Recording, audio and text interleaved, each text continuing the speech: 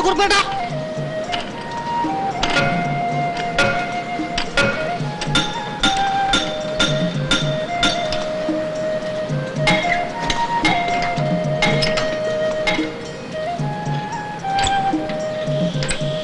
കൃഷ്ണകുറുപ്പേട്ട. എന്താടാ എന്താടാ? ചേട്ടൻ ഇത്ര അടുത്തുണ്ടായിരുന്നു, ഞാൻ കണ്ടില്ല. നീ വന്നെന്തിനാ? വീട്ടിൽ അമ്മിണിയെ കാണാൻ ഏതോ ആലോചനക്കാർ വന്നിട്ടുണ്ട്. ഈ ഷർട്ടും കൊണ്ടുപോയിട്ട് വേഗം വരാൻ സരസ്വതി ചേച്ചി പറഞ്ഞു. പീതാംബരൻ ഉണ്ടോടാ കൂടെ? ഉണ്ട്. ആ, നീ ഇവിടെ നിൽക്കേ.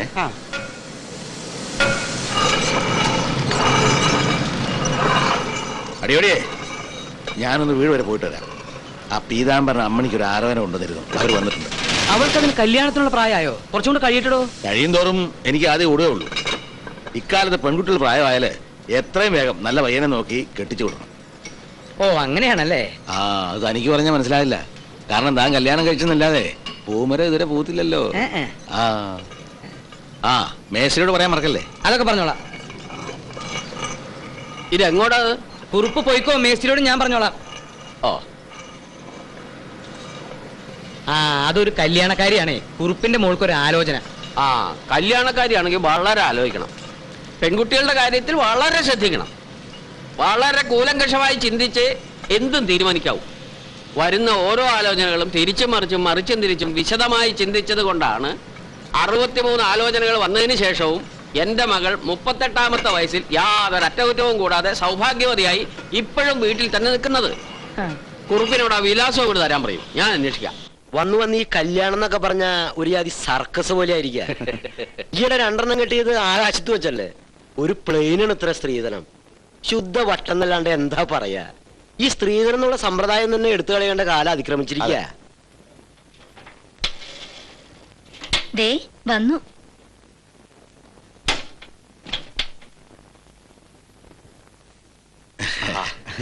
വന്നിട്ട് അതേ സമയം ഇല്ല, ഇപ്പൊ വന്നേ ഉള്ളൂ. ആ, പിന്നെ വിവരങ്ങളൊക്കെ ഞാൻ പറഞ്ഞു. കുട്ടിയുടെ ഫോട്ടോയും കണ്ടു. അത് മുതല് ഇവിടെ വന്ന് കുറുപ്പേട്ടനെ കണ്ടേ പറ്റൂ. ഇരിക്കെ, ഞാനിപ്പോ വരാം. ശരി. എങ്ങനെയുണ്ട്? തരക്കേടില്ലാന്ന് തോന്നണേ. സ്ത്രീധനം എന്ന ഏർപ്പാടിനേ അപരിതരാണത്രേ. അല്ല, ഇത്ര ഭാവം കിട്ടിയ തീരും നിർബന്ധമുള്ളവരെ ഇങ്ങോട്ട് കൂട്ടിക്കൊണ്ടുവരരുതെന്ന് ഞാൻ പീതാമ്മയോട് പ്രത്യേകം പറഞ്ഞിട്ടുള്ള. എന്താ കൊടുക്കാൻ? വാങ്ങി വെച്ചാൽ ഈ വീട്ടിൽ ഒരൊറ്റ സാധനം കാണില്ല. ആകെ 4 ലഡുണ്ട്. അത് 4 കൂടി പൊടിച്ചൊരു പ്ലേറ്റിലിട്ട് 2-3 സ്പൂണും വെച്ച് കൊടുക്കാച്ചാ. പിന്നെ ചായയും. അത് മതിയല്ലേ? മതി. ആയിക്കോട്ടെ. ചായപ്പീടിയെന്ന് വല്ല കേക്കോ പഴംപൊരിയോ വല്ലോ വാങ്ങിക്കൊണ്ട് വരണോ? വേണ്ട വേണ്ട, ഇവിടെ ഇത്തിരി ദാരിദ്ര്യം ഉണ്ടെന്ന് അവർ അറിഞ്ഞോട്ടെ. അമ്മണിക്ക് 2 ഏട്ടന്മാരുണ്ടെന്നല്ലാതെ പീതാംബരൻ അവരെ പറ്റി മറ്റൊന്നും പറഞ്ഞില്ല. അതെ, എനിക്ക് 2 ആൺമക്കളാ, സുധാകരനും വിനയനും. പിന്നെ അവരുടെ ഇടയിൽ ഒരു പെൺകുട്ടിയുണ്ട്, സുമതി. അവളുടെ കല്യാണം കഴിഞ്ഞിട്ട് ഇപ്പോൾ 1 കൊല്ലം ആകുന്നേ ഉള്ളൂ. അത് ഞാൻ പറഞ്ഞു. മൂത്തോനുണ്ടല്ലോ സുധാകരൻ, മലയാളമ്മയാ. ഇപ്പൊ തൂത്തുക്കുടിയില് തേക്കിന്റെ ബിസിനസ്സാ. തേക്കിനൊക്കെ ഇപ്പൊ എന്താ വില? തേക്കിനൊക്കെ ഭയങ്കര വിലയാ. പക്ഷെ ഇവന്റെ തേക്ക് മുളച്ചു തുടങ്ങുന്നേ ഉള്ളു. ഈ തേക്ക് നട്ടാല് 20 കൊല്ലം കഴിയുമ്പോ 50,000 അല്ല 50 ലക്ഷം രൂപ കിട്ടുന്ന പരിപാടിയൊക്കെ ഉണ്ടല്ലോ. അതിന്റെ ഓർഡറൊക്കെ ആയിട്ട് അങ്ങ് തൂത്തുക്കുടി വരെയൊക്കെ പോയിരിക്കുക. അവിടെ ആവുമ്പോ നല്ല അസല് വെള്ളം കിട്ടും. തേക്കിന് പറ്റിയ കാലാവസ്ഥയും. 2ാമൻ വിനയൻ B.Com കഴിഞ്ഞു. സർക്കാർ ജോലിയൊന്നും ആയിട്ടില്ല. പ്രൈവറ്റ് ജോലി ആയിരിക്കും. പ്രൈവറ്റും ആയിട്ടില്ല. ഈ പറഞ്ഞ 2 കൊണ്ട് ഒരു കാര്യമില്ല. സ്വന്തമായിട്ട് വല്ലതും ചെയ്താലേ തടിക്ക് പിടിക്കൂ.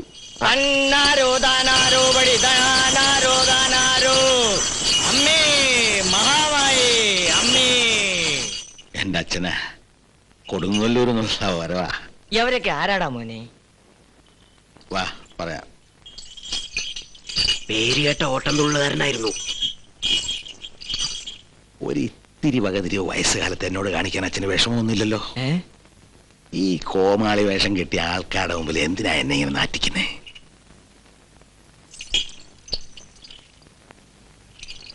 കൊടുങ്ങല്ലൂർ നിന്ന് വന്ന ഉടനെ എനിക്കൊരു കുറി തൊട്ട് തരിക, ഞാനിത്തിരി മധുരം കൊടുക്കുക, ഒക്കെ ഒരു പരിവാ. നല്ല തറവാടിത്തത്തിന്റെ ലക്ഷണമാണ് അതൊക്കെ.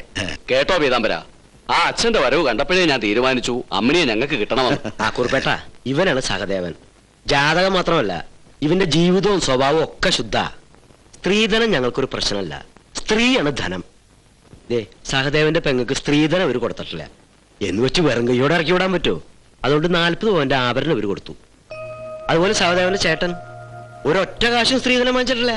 പക്ഷെ എന്താ, 42 പവനം കൊണ്ടാ അവന്റെ ഭാര്യ കയറി വന്നത്. നിങ്ങളുടെ കുഞ്ഞിനെ ഏതായാലും അതിലും കുറഞ്ഞ ബഹുമതി കൂടെ അങ്ങോട്ട് അയക്കില്ലല്ലോ, ഞങ്ങൾക്കത് മതി. പീതാംബര, ഞാനൊരു സത്യം പറയാം. ഈ കാണുന്ന എന്റെ മുഖത്തിനുള്ളിൽ വേറൊരു മുഖമില്ല. കാര്യങ്ങളെ വളച്ചിരിച്ച് പറയാനും എനിക്കറിയില്ല. സഹദേവൻ നല്ല കുട്ടിയാണ്. ഇവന്റെ പെങ്ങളെക്കാളും ഇവന്റെ ചേട്ടന്റെ ഭാര്യയെക്കാളും കൂടുതൽ സ്വർണം കൊടുത്ത് എന്റെ കുട്ടി അങ്ങോട്ട് അയച്ചാല് അതൊരു കുടുംബകലഹത്തിന് കാരണമാകും. 43 ആയാലും 39 ആയാലും കലഹിക്കും. അതുകൊണ്ട് അമ്മണി ഞാൻ അങ്ങോട്ട് അയക്കുന്നില്ല. കലക്ക് അച്ഛൻ ഇത്രയധികം പവൻ ഒറ്റയടിക്ക് അവർക്ക് കൊടുക്കുമെന്ന് ഞാൻ വിചാരിച്ചില്ല. എന്നാലും ഒന്ന് സംസാരിച്ച് പദം വരുത്തി വേണ്ടെങ്കിൽ മുറിച്ച് കളഞ്ഞാൽ മതിയായിരുന്നു. ഇപ്പോഴത്തെ കാലത്ത് ഒരു ആലോചന എന്നൊക്കെ പറഞ്ഞാല് അത് കൊള്ളാം. ഇത്തരം കാലന്മാരിടയ്ക്ക് പറഞ്ഞയക്കാനേ ഇവളെ എനിക്ക് ദാനം കിട്ടിയൊന്നും അല്ലടി. ഓ അവന്റെ ഒക്കെ ഒരു കണക്കേ 40 42. ഏതായാലും അവരൊന്ന് കണ്ടുപോയിക്കോട്ടെ എന്ന് വെക്കായിരുന്നു. കാപ്പിയും പലഹാരവും എടുത്ത് പെണ്ണ് കാണാൻ വരുന്നവരുടെ മുമ്പിൽ ചെല്ലുന്നത് സാധാരണയല്ലേ? ഞാൻ തന്നെ എത്ര പേരുടെ മുമ്പിൽ പോയിരിക്കുന്നു.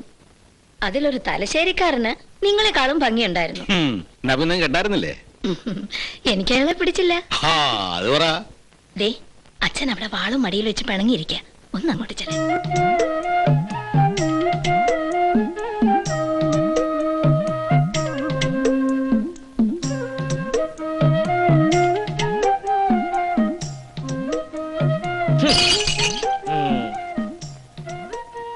അച്ഛനെ ആദ്യം കാണുക.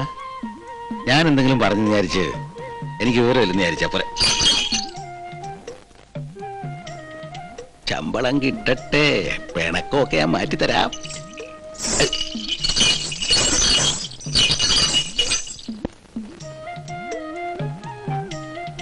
അല്ലെങ്കിൽ മനുഷ്യനായ ഇത്തിരി ഈശ്വര വിശ്വാസം വേണം. ദിവസം 3 നേരം അച്ഛൻ വിളക്ക് കത്തിച്ച് പ്രാർത്ഥിക്കുന്നത് കൊണ്ടാ ഈ വീടിന് ഇത്രയെങ്കിലും ഐശ്വര്യം. അച്ഛൻ പോയി കുളിച്ചോളൂ, ഞാൻ ചോറ് വിളമ്പി വെക്കാം. എന്താ അച്ഛാ? ഈയിടെയായിട്ട് അവൻ എന്നോട് ഒരു സ്നേഹമില്ല മോളെ. അച്ഛന്റെ വക ഇങ്ങനെ, മക്കളുടെ വക അങ്ങനെ. ചോദിക്കുന്നൊരു ഉത്തരം പറയുമ്പോഴാ നമ്മുടെ മക്കളെ എങ്ങും എത്തിയിട്ടില്ലെന്നുള്ള ബോധം വരുന്നത്. അതിനിപ്പോ എന്താ ഉണ്ടായേ? ആവശ്യത്തിന് ഒരുത്തിനെ കിട്ടണ്ടേ? ഒരുത്തൻ തേക്ക് കയറാൻ പോയിട്ട് 3 മാസമായി. ഇനിയൊരു കുറങ്ങനുണ്ടല്ലോ, അവനോടെ? ദീപം ദീപം ദീപം. ഏട്ടനീ സന്ധ്യ വരെ എവിടെയായിരുന്നു? വേദനിപ്പിക്കുന്ന ചോദ്യങ്ങൾ ചോദിക്കരുതെന്ന് നിന്നോട് ഞാൻ പറഞ്ഞിട്ടില്ലേ? ഞാനൊരു തൊഴിൽ രഹിതനാണ്, നിങ്ങളെല്ലാം വികാരരഹിതരും. ഒരു തൊഴിൽ രഹിതന്റെ വേദന വികാരരഹിതർക്ക് ഒരിക്കലും മനസ്സിലാവില്ല. രാമ രാമ രാമ രാമ രാമ രാമ ഭാഗ്യമാം രാമ രാമ രാമ രാമ രാമ രാമ മുത്തച്ഛ കഞ്ഞി. രാമ രാമ ഭാഗ്യമാം. ഓ കഞ്ഞി മുത്തച്ഛ. കപ്പലകത്തൊരു കള്ളനിരുന്നാൽ എപ്പോഴുമില്ലൊരു സുഖമറിയണം. നീ രാവിലെ ഒരു ഇന്റർവ്യൂവിന് പോയിട്ടുണ്ടായി. അത് രാവിലെ തന്നെ ചീറ്റി. കുറെ ഉഷ്ണിച്ച് വേർക്കാന്നല്ലാതെ ഒരു പൈസ കയ്യിൽ വരില്ല അച്ഛാ. ആ പണിക്ക് ഞാൻ ശരിയാവില്ല. ഒരു പണിക്കും നീ ശരിയാവും തോന്നുന്നില്ല.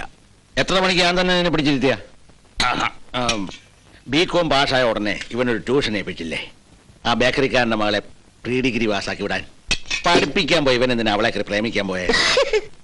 അയാൾ വിചാരിച്ചിരുന്നെങ്കിൽ അന്ന് ഇവനൊരു ജോലിയായനെ. ഇതൊരു 100ാമത്തെ പ്രാവശ്യമാണ് അച്ഛൻ എന്നോട് പറയുന്നത്. 101 പ്രാവശ്യം ഞാനും പറഞ്ഞു ഞാനല്ല, അവളാണ് എന്നെ കയറി പ്രേമിച്ചതെന്ന്. കല്യാണം കഴിച്ചതിന് ശേഷം ഭാര്യയ്ക്കും ഭർത്താവിനും പ്രേമിക്കാമെങ്കിൽ ഭാര്യാഭർത്താക്കന്മാരാകാൻ പോകുന്നവർക്ക് കല്യാണത്തിന് മുമ്പും പ്രേമിക്കാം. ഒരു സ്ഥിരം ജോലി എനിക്ക് കിട്ടിക്കഴിഞ്ഞാൽ സന്ധ്യ എനിക്ക് കെട്ടിച്ചേരാമെന്ന് ആ ബേക്കറിക്കാരൻ പറഞ്ഞിട്ടുണ്ട്. ഓരോ ശമ്പളം കിട്ടുമ്പോഴും മുമ്പിൽ കടക്കാരുടെ എണ്ണം കൂടി വരുന്നതായിട്ടാണ് ഞാൻ കാണുന്നത്. താങ്ങാനൊരാളില്ലെങ്കിലേ ഞാൻ തളരും. സർക്കാർ അവശ്യ കലാകാരന്മാർക്ക് കൊടുക്കുന്ന എന്റെ പെൻഷൻ ഉടനെ കിട്ടിയേക്കും. അത് മുഴുവനും മോനെടുത്തോ? അത് കിട്ടി വരുമ്പോഴത്തേക്ക് ഞാൻ അച്ഛനൊക്കെ അവശനായി കിട്ടും.